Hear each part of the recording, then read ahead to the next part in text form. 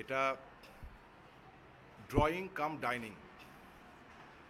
এটা উত্তর দিক, সামনে বিদ্যাভবন স্কুল, ব্যালকনি থেকে দেখা যাচ্ছে, কোনোদিন বন্ধ হবে না। এটা বিদ্যাভবন স্কুল, এটা হচ্ছে ড্রয়িং কাম ডাইনিং, বেশ বড়। এর পাশে এটা হচ্ছে একটা বেডরুম।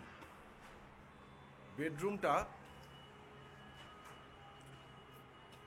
মোটামুটি সাইজের, বড় সাইজের না। এটা প্রবলেম হচ্ছে যে দুটোর ক্ষেত্রে এরকম নিচে স্পেস করা আছে, সেখানে খাট নিয়ে ব্যালেন্স করা যাবে না, কিন্তু এটাকে আলটিমেটলি স্পেয়ার রুম হিসেবে রাখতে হবে।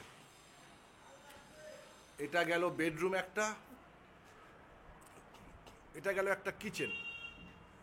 এটা হচ্ছে একটা টয়লেট, সরি এটা একটা টয়লেট, এটা একটা কমন টয়লেট। এটা হচ্ছে কিচেন।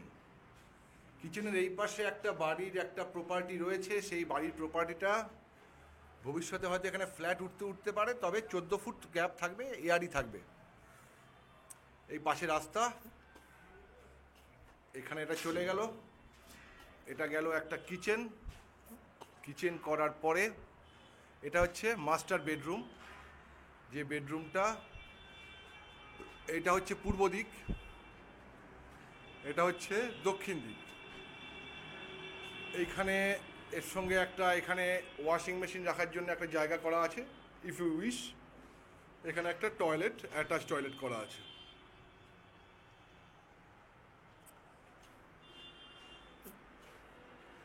এই পাশ দিয়ে এই জানলায় বসলে দূরে দেখা যাবে মেট্রো রেলের লাইন গেছে।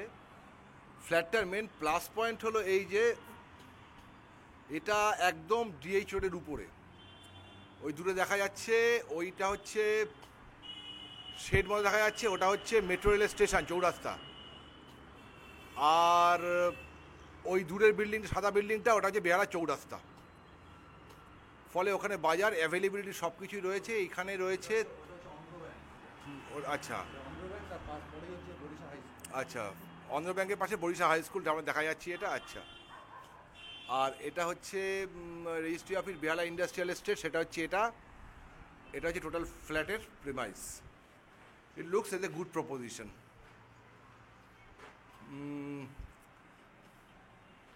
এইবার